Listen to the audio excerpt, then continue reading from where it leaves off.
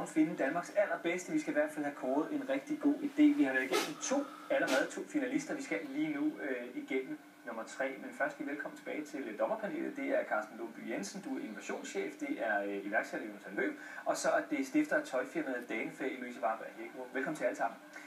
Louise, I har jo været igennem 2 idéer indtil videre. Ja. I har jo læst i mailform flere 100 idéer, som er blevet sendt til os. Hvad er din vurdering indtil videre?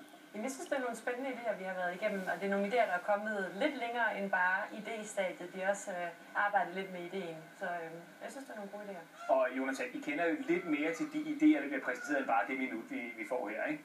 Det gør vi, jo. Så man kan sige, der har vi et forspring i forhold til seerne. Omvendt så er det også første gang, at vi møder menneskene bag, og det er enormt vigtigt. Idéen det er en meget lille del af det store billede, hvor vi skal vide, hvem er det mennesker, der står bag, og hvilke drømme har de med deres produkt. Så det betyder, Carsten, ikke kun noget, hvad man har opfundet, men også hvem, der har opfundet det?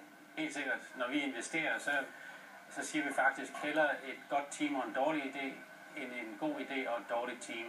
Så personerne, det er alfa og omega. Jamen, så skal vi til person nummer 3, den sidste finalist, som I har valgt ud blandt flere 100 gode idéer. Det er dig, John Christensen. Er du klar? Ja, jeg er klar. Jamen, ved du hvad, så har du 1 minut til at præsentere din idé. Minuttet starter nu. Tak skal du have. Jeg har opfundet det, der kaldes Kriba-alfabetet, og i dag hedder det faktisk alfabettastaturet. Jeg har sat det lille bogstav ved siden af det store bogstav på samme tastknap. Og det er der faktisk ikke rigtig nogen mennesker, der har tænkt på nogensinde. At ved at vi i det latinske alfabet har både vokaler og konsonanter, og det er det samme, vi bruger over hele verden. Men det lille bogstav, hvorfor har vi ikke det på tasterne i dag? Der er gået 30 sekunder. Hvorfor er der kun de store bogstaver på? Her på denne her børnebog, som afstedkommer min datter, har vi... hvor mange store bogstaver er der på denne her bog her, hvis hun skulle skrive af efter den her øverste linje? Jamen der er 98% af vores bogstaver er små i alt det, vi skriver, læser og i børnebøger og hæfter og så fremdeles. Jeg har så lavet et tastatur, hvor det er med vokaler og konsonanter, og så er... Værsgo.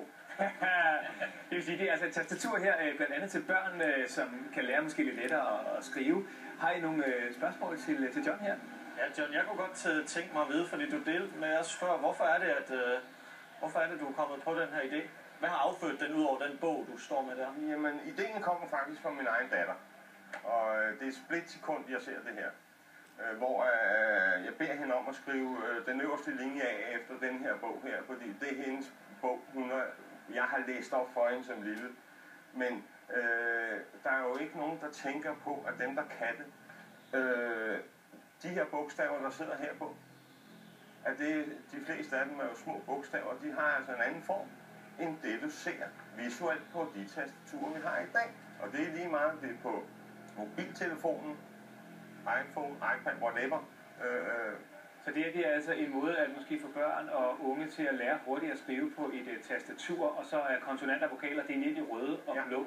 Og hvordan det så bliver vurderet, ja, det er jo så op til jer nu. I skal trække tilbage, vurdere de 3 idéer, og så skal vi altså have fundet en vinder lidt senere. Det glæder vi os til, John. Tak for det. Tak.